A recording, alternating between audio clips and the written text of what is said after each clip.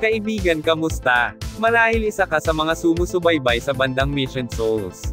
Hindi na ito nakakapagtaka, kaibigan, sapagkat sobrang napakasikat na talaga ng bandang Mission Souls.